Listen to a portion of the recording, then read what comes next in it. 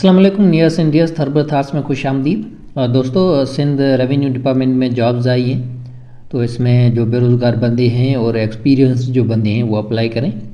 और ये terms and conditions पे 2 इयर्स जो है वो इसका स्पेसिफिक पीरियड है। आगे में भी इसको जो है वो रेगुलर किया जाए। तो applications are invited for test interview of qualified candidates for hiring the following posts on monthly basis in 2 years project of establishment of records management cell that aims at preserving the records both in hard as well as digital format, building data and retrieving. The applications are invited from the persons residing in the province of Sindh and qualifying as stated against each position for the specific period of 2 years. Her vacancy के सामने जो है वो इसकी qualification लिखी हुई है, तो अगर आप उसके लिए आप एलिजिबल हैं तो फिर अप्लाई कर सकते हैं। और ये 2 इयर्स तक के लिए है फिक्स पेमेंट पे। पहली जो वैकेंसी है वो है प्रोजेक्ट कोऑर्डिनेटर। तो इसके लिए पोस्ट ग्रेजुएट बंदा होना चाहिए, extensive knowledge of relevant field, additionally the archival matters, record management, capacity building etcetera.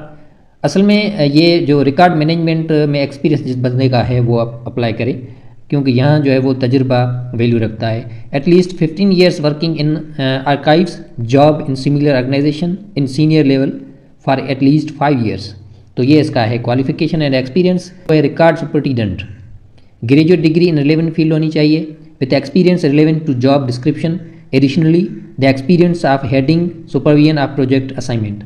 अगर आपकी हेडिंग है, आपकी मैनेजमेंट है, सुपरविजन किया है पहले भी सेम नेचर के काम में, तो फिर आप अप्लाई कर सकते हैं। और इसके लिए जो एज लिमिट है वो 30 to 50 है, और जो है वो प्रोजेक्ट कोऑर्डिनेटर के लिए वो है 45 to 65 ईयर्स एज लिमिट है। उसके बाद डेटा असिस्टेंट, इसके लिए बैचलर्स डिग्री और diploma in relevant field having at least 3 years experience in the relevant field. तो डेटा असिस्टेंट के लिए 3 साल का तजुर्बा होना चाहिए, और बैचलर डिग्री हो या डिप्लोमा हो। अगर आपके पास तजुर्बा है तो फिर डिप्लोमा जो है वो उसको भी कोई मसला नहीं है, उसको भी तरजीह दी जाएगी। मेन बात है कि तजुर्बा और काम आता हो। जहाँ काम है वहाँ क्योंकि वैल्यू काम की है ना।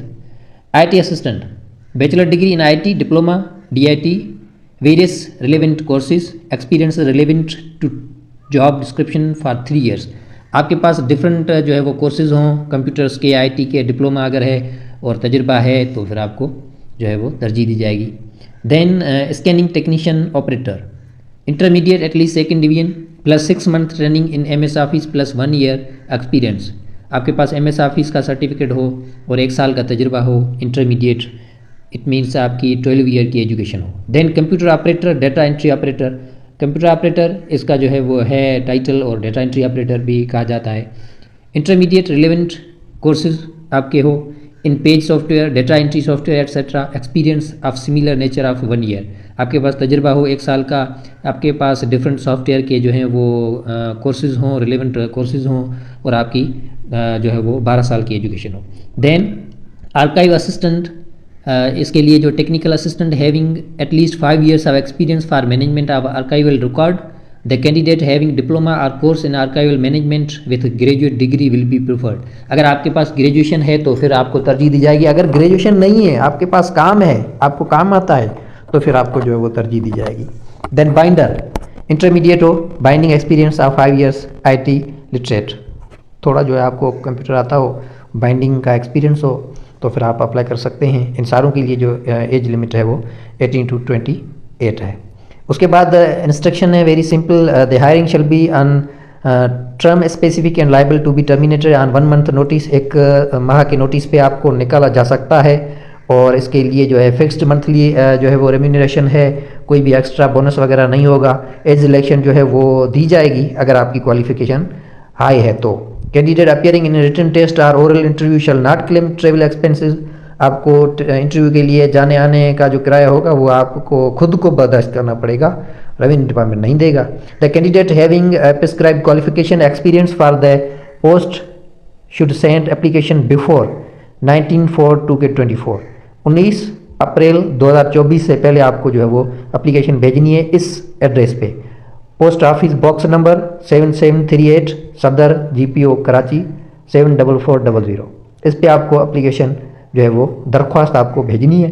दरख्वास्त वेरी सिंपल, जो कॉमन जॉब्स के लिए होती हैं उस पे जो आपको कंप्लीट प्रोफाइल है, उसमें आपकी बायोडाटा है, वो लिख के आप डॉक्यूमेंट्स रिलेवेंट जो डॉक्यूमेंट्स हैं वो अटेस्ट करके आप भेज दें।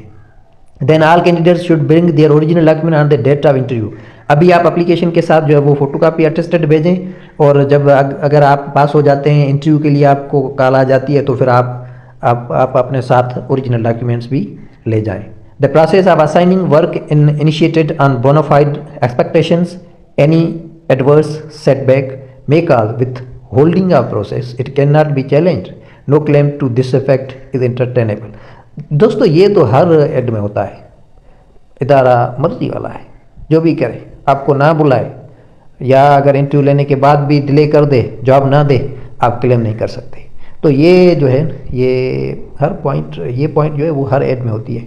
बहरहाल दोस्तों, अगर आप इंटरेस्टेड हैं इसमें रिकॉर्ड कीपिंग में और रेवेन्यू डिपार्टमेंट में जॉब के लिए, तो फिर आप अप्लाई करें 19 अप्रैल से पहले और रेवेन्यू डिपार्टमेंट का हिस्सा बन जाएं कम से कम 2 साल तक के लिए। बाद में भी आपको रेगुलर किया जा सके, मेरे ख्याल में होगा रेगुलर, क्योंकि 2 साल के बाद वो जो है वो रेगुलर ही करते हैं। तो आप रेगुलर हो जाओगे अगर आपको मिल जाती है जॉब। अल्लाह करेगा, अल्लाह भली करेगा, जॉब आपको मिल जाएगी। अल्लाह हाफिज़।